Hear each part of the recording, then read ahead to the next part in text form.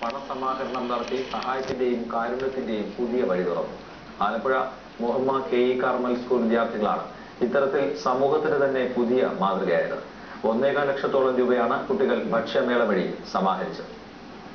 Muhamma Charamangalam government സംസ്കൃത ഹൈസ്കൂളിലെ 10ാം class വിദ്യാർത്ഥിയും ചാരമംഗലം സ്വദേശിയുമായ വിപിൻ എന്ന 15 വയസ്സുകാരന്റെ വൃക്ക മാറ്റിവയ്ക്കൽ ചികിത്സയ്ക്ക് വേണ്ടിയാണ് അയൽ സ്കൂളായ കെ ഇ കാർമൽ സെൻട്രൽ സ്കൂളിലെ വിദ്യാർത്ഥികൾ ഭക്ഷ്യമേള ഒരുക്കിയത്.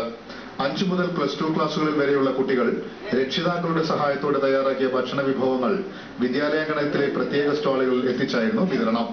ഉണ്ണിയപ്പം, പരിപ്പുവട, നെയ്യപ്പം എന്നിവയിൽ തുടങ്ങി കുട്ടനാടൻ കരിമീൻ കറിയും ചിക്കൻ ബിരിയാണിയും വരെ ഭക്ഷ്യമേളയ്ക്കായി കുട്ടികൾ എത്തിച്ചിരുന്നു. 5 മുതൽ 100 രൂപ വരെയായിരുന്നു വ്യത്യസ്ത വിഭവങ്ങളുടെ വില.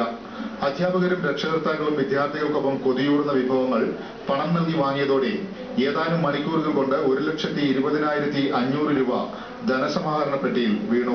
എന്നെ സംബന്ധിച്ചിടത്തോളം ഒരു വലിയ വാല്യൂസ് എന്റെ കുഞ്ഞുങ്ങളെ പഠിപ്പിക്കാനായിട്ടുള്ള അവസരമാണ് ഞാൻ ഇതിലൂടെ കണ്ടെത്തുന്നത്. ഈ കുഞ്ഞുങ്ങൾ വളർന്നു വരുമ്പോൾ സ്നേഹത്തിന്റെയും കാരുണ്യത്തിന്റെയും പങ്കുവെക്കലിന്റെയുമായിട്ടുള്ള ഒരു വലിയ സന്ദേശം ഇവരിന്ന് പഠിച്ചിട്ടാണ് ഇന്ന് വീട്ടിലേക്ക് പോകുന്നത്. അത് അവരുടെ ജീവിതത്തിലുടനീളം അവരത് പ്രാവർത്തികമാക്കും എന്നുള്ളതിൽ പൂർണ്ണമായിട്ടുള്ള വിശ്വാസം എനിക്കുണ്ട്.